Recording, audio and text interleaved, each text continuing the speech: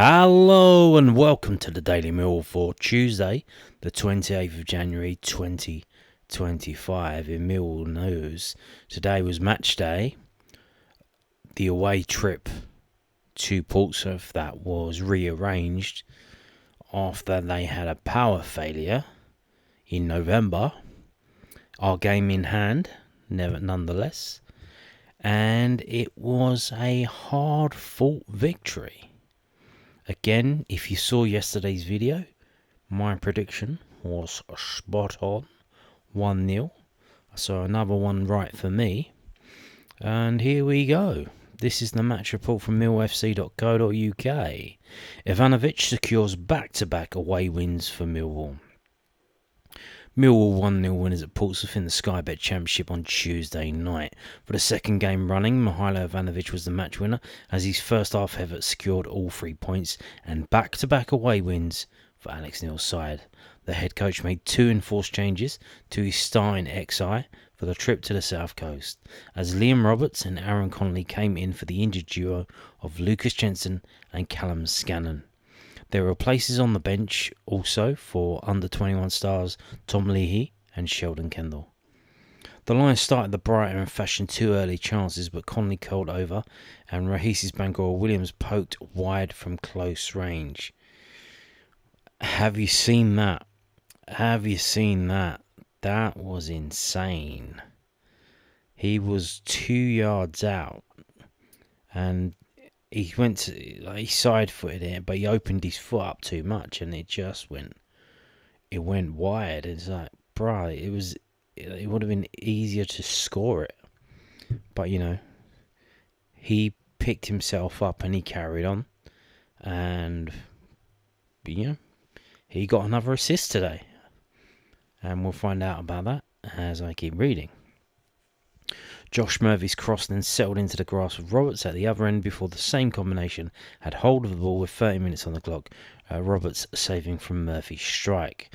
Ivanovic headed into the side netting on 18 minutes as the Lions continued to have the better of the chances, but a moment of worry came just 2 minutes later as the hosts were able to work the ball into a promising position, Callum Lang, however, failing to trouble Roberts.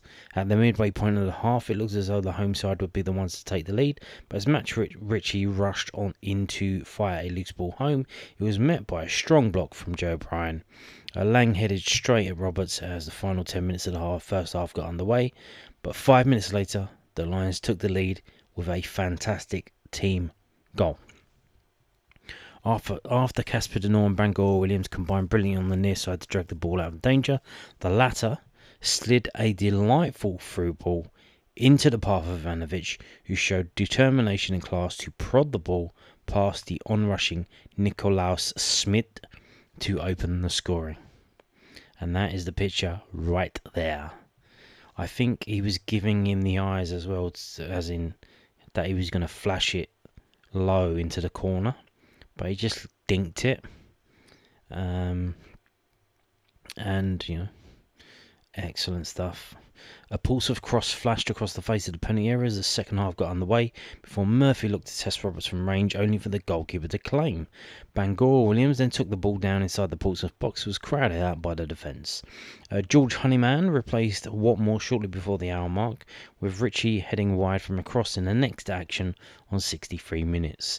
Jake Cooper had to clear behind from inside his own 6-yard box as Pompey began to press in their search for an equaliser, with head coach Neil then opting for a triple switch with Billy Mitchell, Ryan Wintle and Langstaff replacing Bangor Williams, Denor and goalscorer Ivanovic.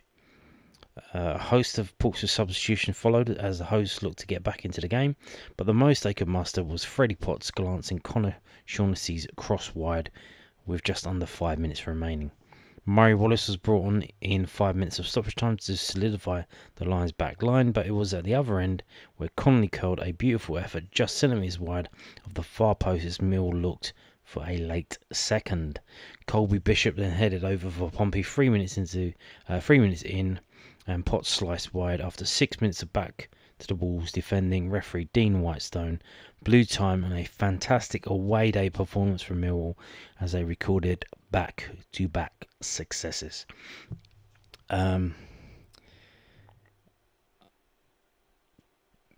I don't think it comes across on television because I've just watched the highlights after coming home from Portsmouth. Just how much effort and hard work was put into that game, especially by the defensive line. They were all utterly fantastic. They had to be on their toes. Portsmouth were very quick with it. What they do is they kind of get it to the middle. They play a high line. They get to the middle. They move it side to side very quickly.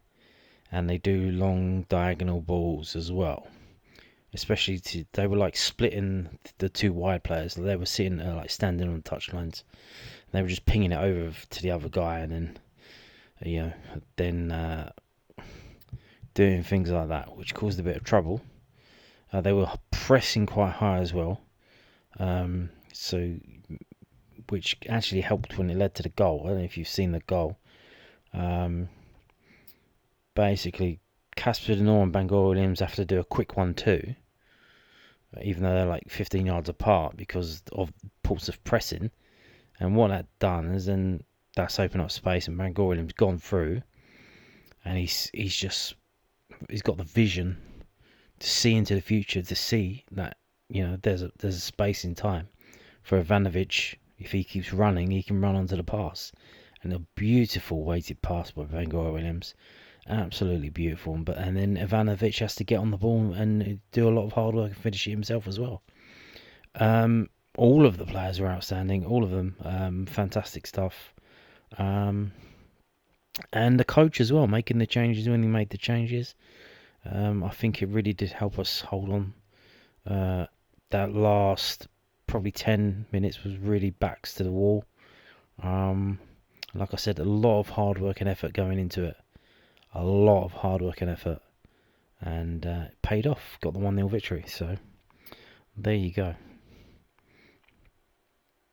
The team was Roberts, Crammer, Tanganga, Cooper, Bryan, Saville, Denor, Bangor Williams, Watmore, Connolly and Ivanovic. The subs bench was Wallace, Mitchell, Wintle, Langstaff, Truman, Leahy, Honeyman, Harding and Kendall. And the subs that we used was Wallace on for Saville in the 91st minute, Mitchell on for Denor in the 68th minute, Wintle on for Bangor Williams in the 67th minute, Honeyman on for Watmore in the 56th minute, and Langstaff on for Ivanovic in the 68th minute. So there you go. Now, pictures? Why not?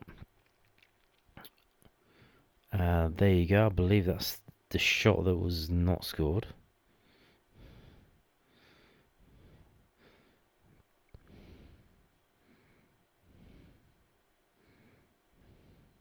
That's the goal. You can see it there. Fantastic stuff. Connolly with his gloves again, although I think it was colder. Obviously it's night time, so it's going to be colder than the Luton thing. And we're back round to the front. So what that does, 14th, we've jumped up from 17th. This is our game in hand, so now we're all even Stevens. We've all played 29 games, so there you go. Another win, 2 wins in a row. Fantastic stuff. 2 away wins though. And you could see with the Sheffield Wednesday result, the 2-2, that the changes that Alex Neil was making, they seem to be having more of an effect in the away games. And we saw that at Luton now, and we've seen that at Pompey, Portsmouth, getting the results and fantastic performances as well.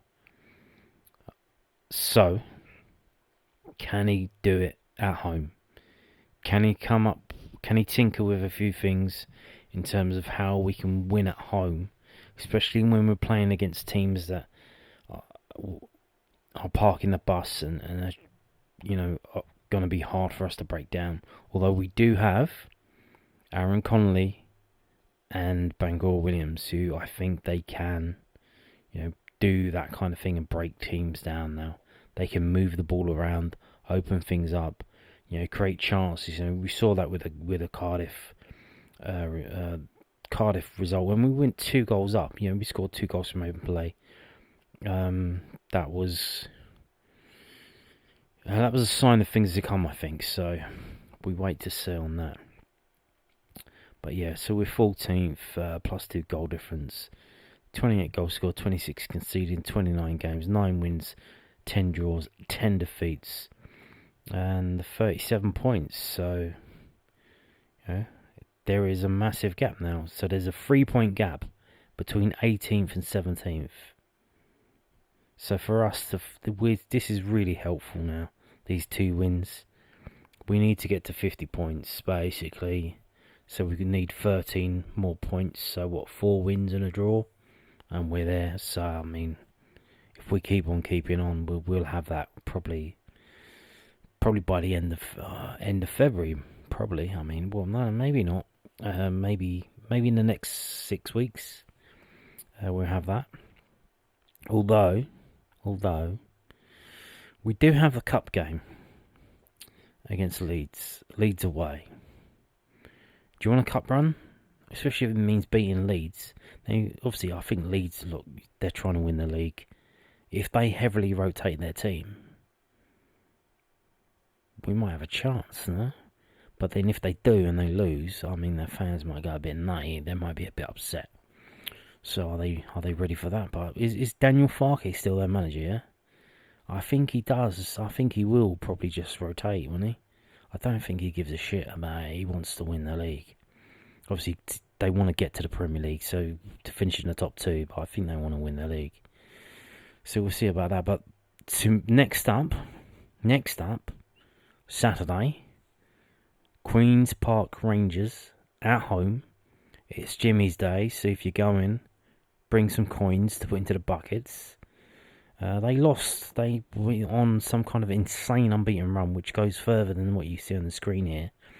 I think it's like unbeaten in 13, much like what we were before.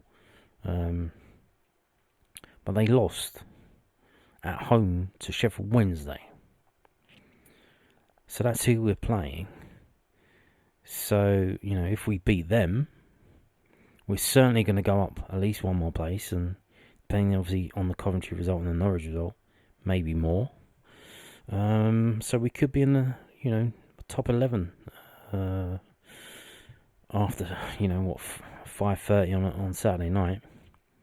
So there you go, and I think we're starting to see, because you don't realise,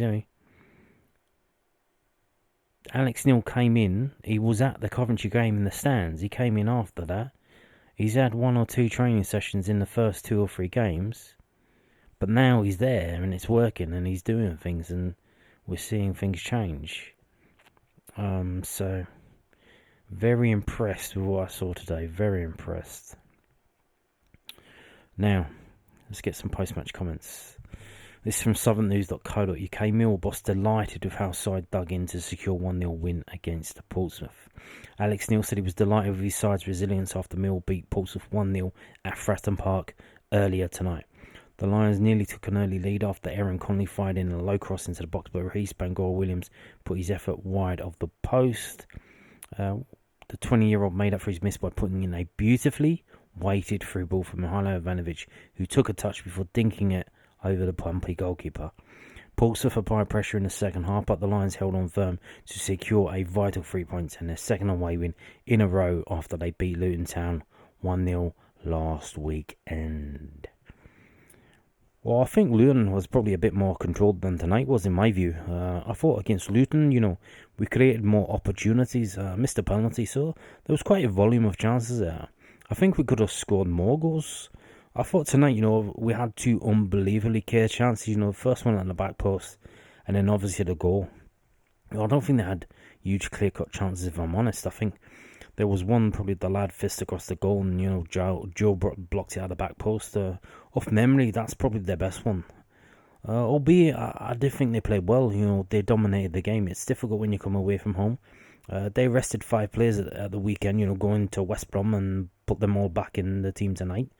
And they've obviously planned this game, as even more important for them. From that perspective, for our boys to dig in the way that they did and get a result and defend their box the way they did, I was delighted. Ivanovic just scored 2 goals in the past 2 games, and he's now scored 4 goals in the past 5 weeks. We spoke about how they were going to swing off the back line, and we were going to end up 1v1 as a striker, and the space was going to be in behind. So make sure you get the timing right, Neil said. Rahis's pass was unreal. It splits the defence, and Mihailo goes straight through. And he had a lot of time to think about it, but because he gets in behind quite early. And sometimes as a striker, you want 1 or 2 steps and then finish. Whereas he probably got to travel 15 yards with the ball, and your mind can play tricks on you at that point, to keep his composure and just lift it over the keeper's shoulder. And what it does show, is the confidence he's currently got, how he's playing and contributing to the team. Bangor Williams has been a revelation since breaking into the first team and has now recorded 3 assists in 3 league starts. Despite missing a sitter early, he still found a way to change the game. He's supremely confident. I spoke to him after the last game and he was disappointed with his first half, and I shouted onto him, it's gone, let it go. It doesn't affect him, he knows what he's doing. He understands and knows how much I trust him, so hence the reason why he's playing. And I played him as a 10, I played him off the right and off the left, and he's literally played most of the positions behind the striker. He's fine. He won't even think about it, that kid. Bangor Williams also set up Ivanovic's goal against Luton, and the duo are becoming an effective pair. If you think of players, combinations are important. If you look back over the days, you've got a big man, a wee man, combination of strikers, or you've got a running 9 and you've got a technical 10. Regis wants to land on it, he wants to thread balls through, but he's not getting anybody running. They're not going to score. So Ivanovic wants to work away from the ball, and Regis wants to find that pass. All we got to do is come up with enough patterns that puts him in that position and enough times to make it effective. And the last 2 games, it's worked out. Indeed, they are becoming quite the pair, aren't they? Fantastic stuff. Yeah,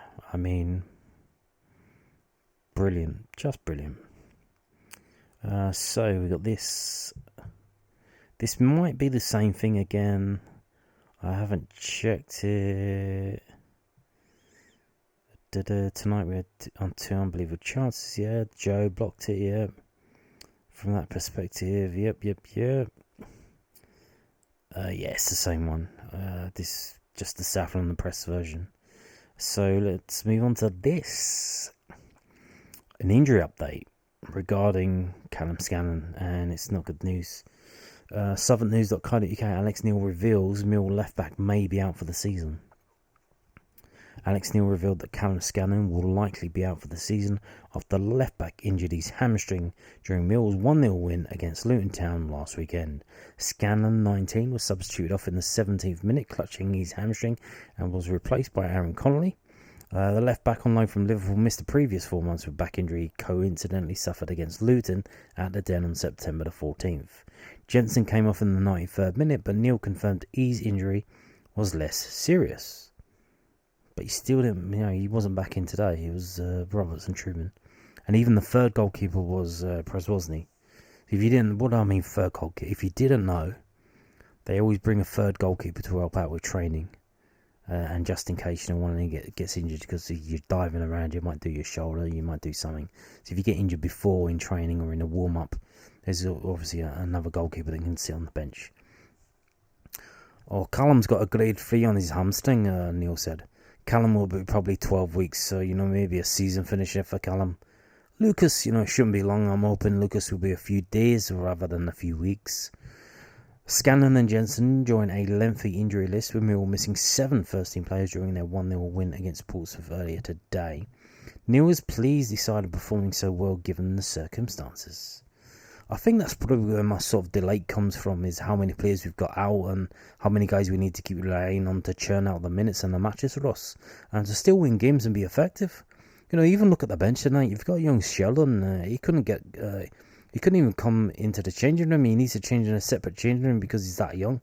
So I think that just shows the opportunity for young players for a start. And I think when it does, shows that if you're ready and we feel you can import, you'll be involved. He needs to change in a separate changing room. Obviously, some kind of safeguarding thing, but he's under 18 though. He's not. He's 17. He's not under. He's not 16 or under. Unless, have they changed things now? Obviously, they keep changing like the age of when you can buy cigarettes and shit like that. Are you not a legal adult at 16 anymore? Have they changed it? Am I confused? I guess I think that's probably just for tax purposes. Probably when you get to 16, you pay full adult taxes. What a scam! What a scam! Now, injuries. Team's doing well, but the players are playing a lot of minutes. Is anyone coming in from over the hill and far away?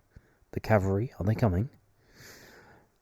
This is again from southernnews.co.uk. Mill boss hopeful to get a few deals over the line before transfer window shuts next Monday. Yes, it isn't. Obviously, Friday is the 31st of January, but it is closing on the 3rd. It's closing on the 3rd, 11 p.m. I believe. 11 p.m. I don't know why they keep doing this. Why don't they just do it like... What they should do, obviously, because it's become like some TV spectacle now, they should probably close the window, I should say, maybe like 8:30, 9 o'clock. Because if it's going to be a TV programme, that's primetime TV viewing. Do it then you can have all the drama, and it's like literally at 9:30 at night. And it's a TV show. The ratings will be through the roof. You do it at 11, like, only degenerates are up that late watching.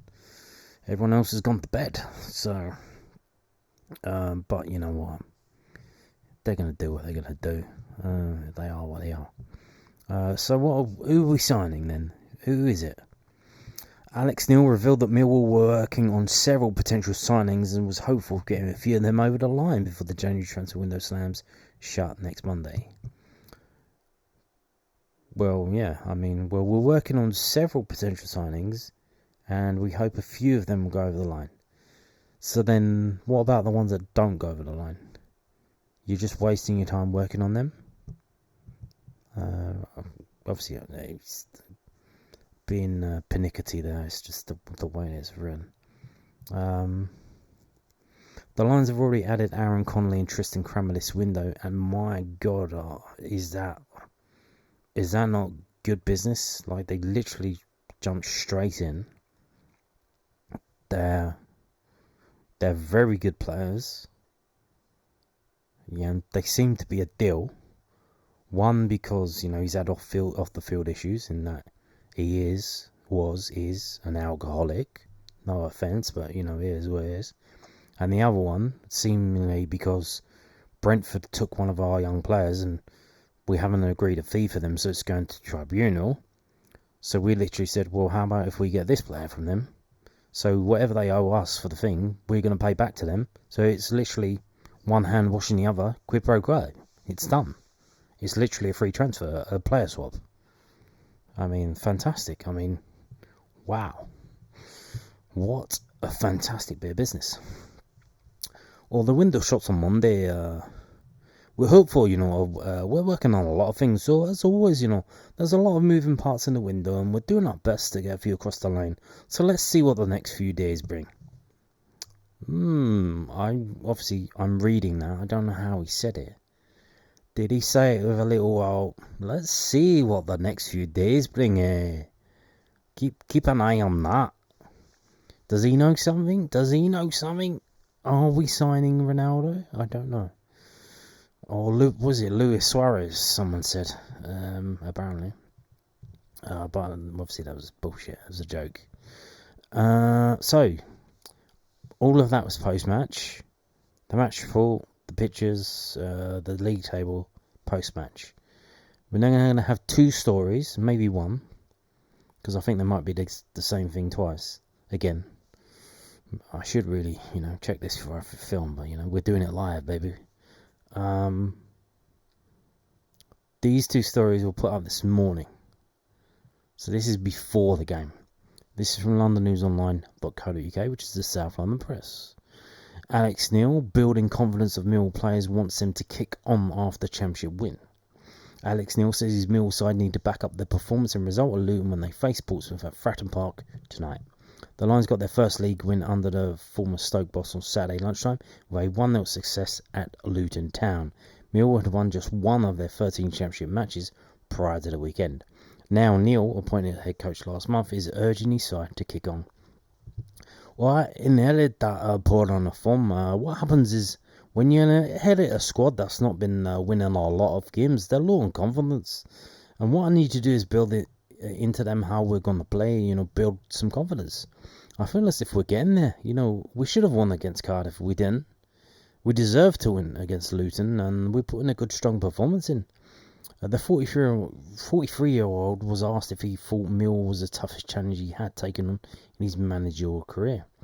Well, I don't think it's the toughest, It's a different challenge to what I've had before. It's a different challenge because if you look at a lot of the clubs I've gone to, they've normally wanted to get out of the league and be promoted, whether it's Norwich, Hamilton or Sunderland. Preston was a bit different for me, I developed a squad and sold a lot of players there. Stoke again was a bit different, The Lions got their first league win under the former Stoke boss on Saturday lunchtime with a 1-0 success at Luton. I really enjoyed this challenge, I really enjoyed the club, and I think the perception of Millwall and the reality of Millwall was two different things. It's a family-run, well-run club where everybody's really tight together, it's really tight-knit, and there are a lot of great people, and I've only been here a few weeks, but I feel as though, if I've been here for a long time, I'm really enjoying my work. So there you go. He loves it. He loves it already. That's the way, innit? And, he's got 2 wins now. I think this is the same thing again. But this is from the Southern News version. Obviously, I think it was taken from the pre-match press conference. So, of course, it's going to be the same thing. Yeah, it's the same thing. So, there you go. Sorry for wasting your time. But, wow. What a result today. What a result. Things are working out. Wow. And on that note, thank you for watching. Goodbye.